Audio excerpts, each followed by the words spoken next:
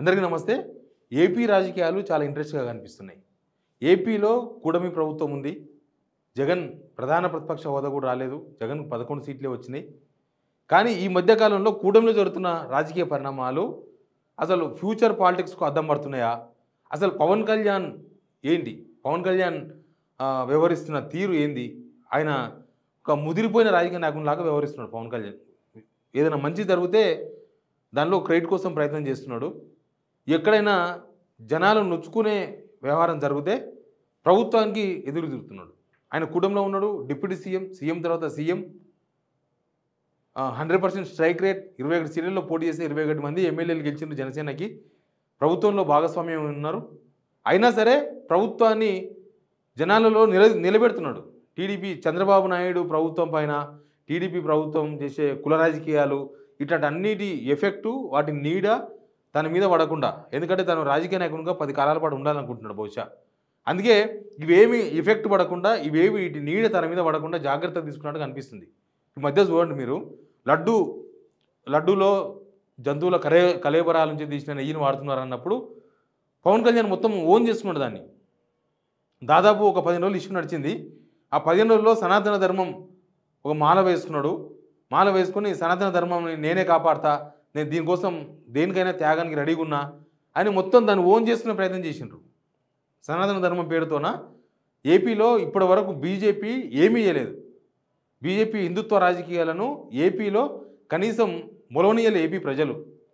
కానీ పవన్ కళ్యాణ్ రూపంలో బీజేపీ ఆశయాలన్నీ కూడా నెరవేరుతున్నాయి. బీజేపీ కుల రాజకీయాలు, మత రాజకీయాలు ఉంటాయి కదా, ఈ మతం, హిందూ మతం అనే వాళ్ళ యొక్క సిద్ధాంతాన్ని పవన్ కళ్యాణ్ ద్వారా ఏపీలో మొలకెత్తింది. ఆల్రెడీ ఏపీలో నడిపిస్తుంది బీజేపీ. అందుకే పవన్ కళ్యాణ్ ఆ లడ్డు విషయంలో మొత్తం ఓన్ చేసుకొని పాదయాత్రను చేసి మొత్తం తన చుట్టూ తిప్పుకున్న వార్తలన్నీ కూడా.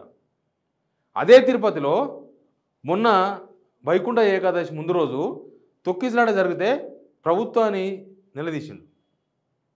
ఆయన ప్రభుత్వంలో భాగమే, కానీ టీటీడీ చైర్మన్ బిఆర్ నాయుడు గారు క్షమాపణ చెప్పాల్సిందే. క్షమాపణ చెప్తే పోయేదేముంది? క్షమాపణ చెప్పాల్సిందే. జనాలు చచ్చిపోతే కరెక్టా అని ప్రభుత్వాన్ని నిలదీసేసింది. ప్రభుత్వం తప్పు జరిగిందని, ప్రభుత్వం తప్పు చేసిందని ఆయన డైరెక్ట్గా ఓపెన్గా జనాలకు చెప్పిండు. దీని ద్వారా జనాలకి ఏమర్థమైందంటే, ప్రభుత్వంలో ఉన్న పవన్ కళ్యాణ్ ప్రశ్నిస్తున్నాడు, ప్రభుత్వంలో ఉన్న పవన్ కళ్యాణ్ అంతకుముందులాగానే ఉన్నాడు, ప్రభుత్వంలో ఉన్న పవన్ కళ్యాణ్ మా తరఫున మాట్లాడుతున్నాడు అనే సిమ్టమ్స్ జనాలకు పోయినాయి. అదే తిరుపతిలో జరిగితే సనాతన ధర్మం యాత్ర చేసిండు.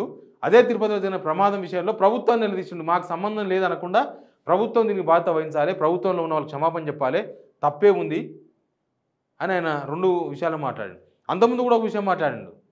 మహిళల మీద, ఒక అమ్మాయి మీద అఘాయిత్యం జరిగితే హోమ్ మినిస్టర్ని టార్గెట్ చేసిండు.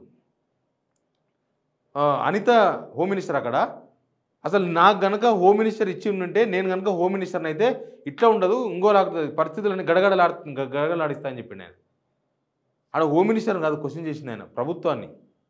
ఆయన ప్రభుత్వంలో ఉంటూ ప్రభుత్వాన్ని ప్రశ్నించాడు. అట్లా ఆయన ఓన్ క్యారెక్టర్ను ఎక్కడ మిస్ చేసుకోకుండా, పవన్ కళ్యాణ్ అంటే ఇట్లే ఉంటాడు, ఓకే, పవన్ కళ్యాణ్ అంటే నిక్కచ్చిగా ఉంటాడు, పవన్ కళ్యాణ్ అంటే నిలబడతాడు. ఇవి వెరీ టాక్టిఫుల్ పాలిటిక్స్ ఇవి.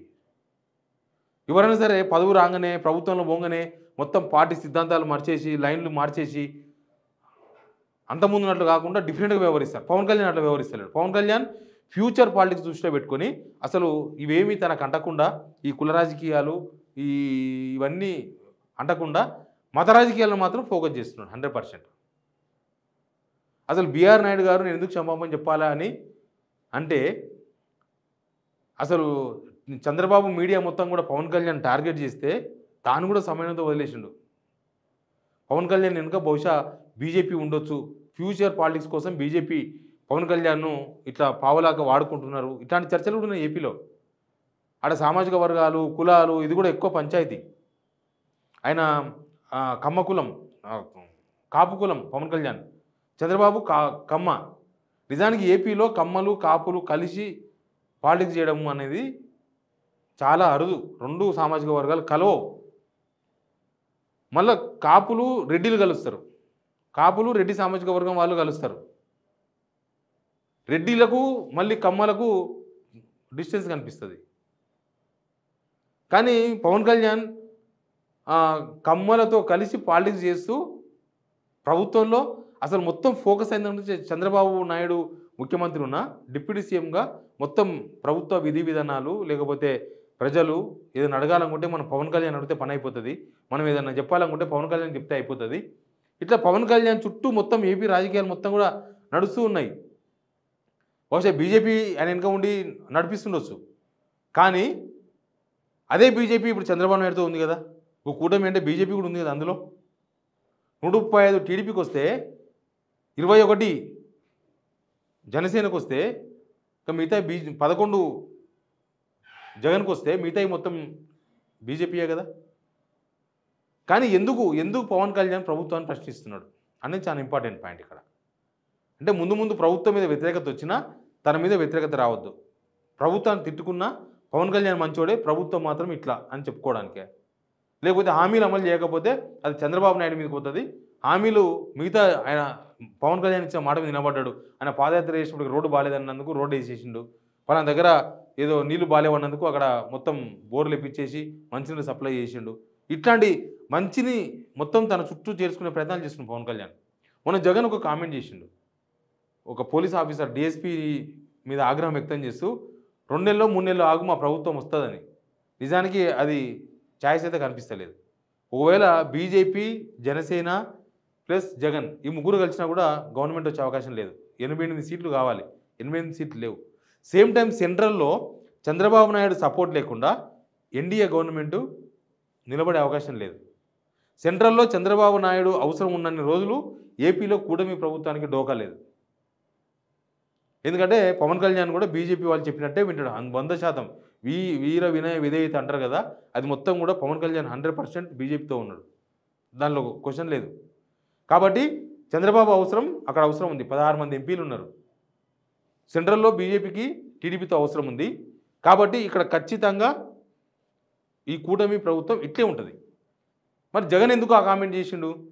జగన్తో వీళ్ళు కలిసినా కూడా గవర్నమెంట్ రానప్పుడు, వీళ్ళు కలిసే అవకాశం ఎంతవరకు ఉందో తెలియనప్పుడు జగన్ ఆ కామెంట్ ఎందుకు చేసిన అనేది ఏపీలో కూడా పెద్ద చర్చ, పెద్ద దుమారం రేగింది. చంద్రబాబు నాయుడు అనుకూల మీడియా అంతా కూడా ఉలిక్కిపడ్డది ఒకసారి, జగన్ ఎందుకు ఈ మాట అన్నాడు, అసలు జగన్తో ఉన్న ప్లాన్ ఏంది అని. రాయలసీమలో Greenko company, Greenko power projects Jagan 2022లో శంకుస్థాపన చేస్తే దాన్ని మెచ్చుకున్నాడు పోయి. ప్రత్యేకించి గ్రీన్కో కంపెనీ చాలా world leading green energy company. మన రాష్ట్రంలో మటుకు 30,000 కోట్లు ఆల్రెడీ పెట్టుబడులు పెట్టారు. ఇప్పుడు దాకా వాళ్ళు 12,000 మందికి ఉపాధి అవకాశాలు కల్పించారు. ఇంకా అలాగే ప్రతి ఉపాధి ఉన్న అంటే ఒక ఉద్యోగం కంపెనీ ఇస్తే ఆ వ్యవస్థ నడవడానికి అదనంగా ఇంకొక 4 మందికి 1:4 అనే రేషియో కింద అదనంగా ఇంకో 50,000 మందికి. అసలు టీడీపీ వాళ్ళను ఒకసారి పరిశాన్ చేసింది. ఏంది పవన్ కళ్యాణ్ ఇట్లా మాట్లాడుతున్నాడు, జగన్ ప్రాజెక్టులను ఈయన మెచ్చుకుంటున్నాడు ఏంది, దీనివల్ల జగన్కు ప్లస్ అవుతుంది కదా. నిజంగానే వైసీపీ సోషల్ మీడియా మొత్తం అది వాళ్ళకు పాజిటివ్గా ప్రచారం చేస్తున్నారు. చూసినరా జగన్ అన్న చేసిన పని పవన్ కళ్యాణ్ కూడా నచ్చింది, ఇది ఆంధ్రప్రదేశ్ జనాలకి ఇది ఎంత ఉపయోగపడుతుందో అని వాళ్ళు ప్రచారం చేస్తున్నారు. ఇక పవన్ కళ్యాణ్ ఈ మధ్యకాలంలో పవన్ కళ్యాణ్ టూర్ పోతే ఆ టూర్లో గుర్తు తెలియని వ్యక్తి ఒక పోలీస్ ఆఫీసర్గా చలామణి అయ్యిండు. అసలు ఒక home minister, TDP home minister అయ్యుండి అసలు ఒక డిప్యూటీ సీఎం సెక్యూరిటీలో అసలు ఏమాత్రం పోలీస్ కానిస్టేబుల్ కాని వ్యక్తి వచ్చి ఆ సెక్యూరిటీలో ఉండడం అనేది అసలు పవన్ కళ్యాణ్ మీద వీళ్ళు కుట్ర చేస్తున్నారా, టీడీపీ వాళ్ళు ఏమైనా కుట్ర చేస్తున్నారా, పవన్ కళ్యాణ్ను కొంత ఆత్మరక్షణలో పడే విధంగా ఏమైనా ప్రయత్నాలు జరుగుతున్నాయా, ఇట్లాంటి చర్చలు కూడా నడిచినాయి.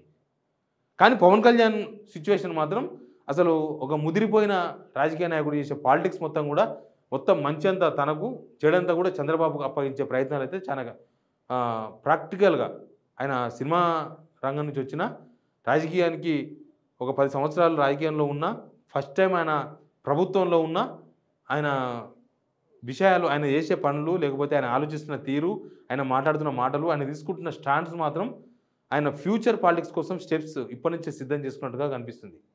Please subscribe signal TV.